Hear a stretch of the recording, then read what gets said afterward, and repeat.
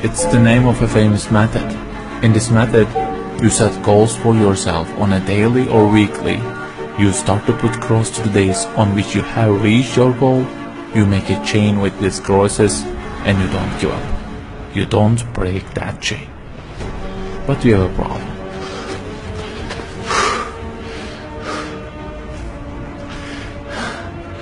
Personal development specialists say that we should have goals.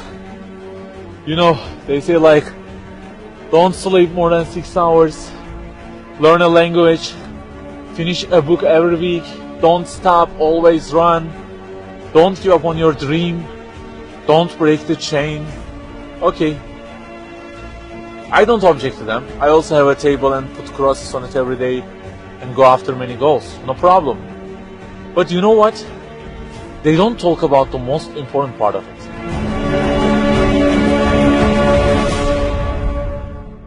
Let me give you a simple mathematical example.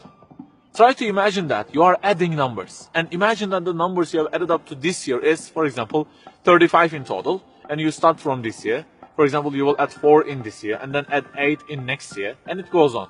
And there is an unknown time which counts down, and when it ends, you can't add any other number. Okay, you start the addition.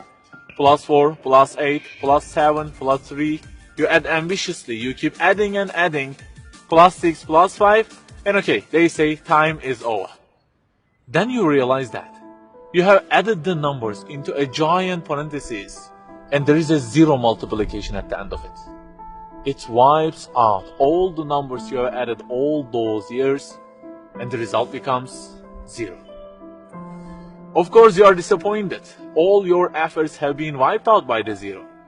A regret arises inside of you. You say, I wish I had seen the whole picture at the beginning and realized that 0 and changed it with 1 before I started the addition.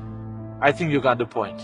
Okay, guys, you may have goals for this year and afterwards. Learning a language, finishing a book every week, increasing your monthly income to $15,000, not sleeping more than 6 hours, etc. But for what? For what do we set goals exactly? Why don't we break the chain? If it is just for a more comfortable or a more respectable life, remember that all this will already be 0 with death. The death will wipe out all of them. The person who knows English will be equal with the one who doesn't know. The one who earns more will be equal with the one who earns less. The one who can reach his goals will be equal with the one who can't. So, if at the end of it, the death will 0 everything, so what is the meaning of adding more numbers with an ambition? It just increases the degree of the disappointment that you will feel. So the logical thing is seeing the whole picture at the beginning. In this life journey, which will end in an unknown time, my first job must be to prevent death from being 0. Well, can I really prevent death from being 0? I mean, since everything will leave my hands and will be lost, is there any other way that would transform them into something eternal? I mean, isn't there any kind of stamp for eternity that would impress all of the things that I possess and say, look, there is a seal on them and you can't wipe them out, okay? They will remain forever. The only one to say such a thing is the owner of the everything. And he says, كُلُّ شَيْءٍ هَالِكٌ. Everything, the languages you learn, the money you earn, the books you read, everything will be perished, إِلَّا وَجْهَهُ, except their way towards Him.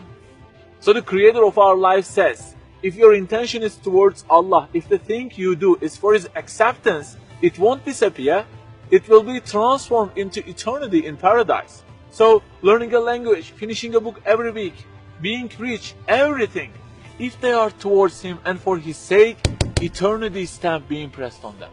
For example, in this year, I will study English for 10 minutes daily. For what? Because serving Islam in the field of English is so important, and I want to gain acceptance of my Lord with it. That 0 has turned into 1. This year, I will finish a book every week. Why? Because this is the way of being a more sophisticated person and serving Islam better, and Allah who is eternal will be pleased with it. Good news, that 0 has turned into 1 because now His acceptance is your intention. I aim increasing the income of my company to $150,000. For what? Because I will spend that money on spreading the message of the Quran to the whole world and the publications that would please Him. you have exterminated the zero because now your goal is towards him. We add and add like this through our lives and they don't end with death. People who seek Allah's sake in their actions kill their death. Death cannot zero their additions. If the thing we do is for his acceptance, it is not mortal. You may say, I don't really love him that much and maybe I don't really believe in him that much either. So how can I do everything for his sake? I don't even know who he is. My brother or sister, that's the problem. You don't even know who he is. And actually it is our first job in this life. Recognizing him, that's the first step. The more you recognize him, the more you love him. And the more you love him, the more you seek his sake in your actions. So learn about him. Who made you? What does he want? Why does he give you such a billion things in each day? Read, find out. Turning the zero into one is a lifelong process. Start at the point that you are missing and try to fix it. Like the specialists say, don't break the chain, but keep the chain to gain his acceptance. Run, but run to be eternal.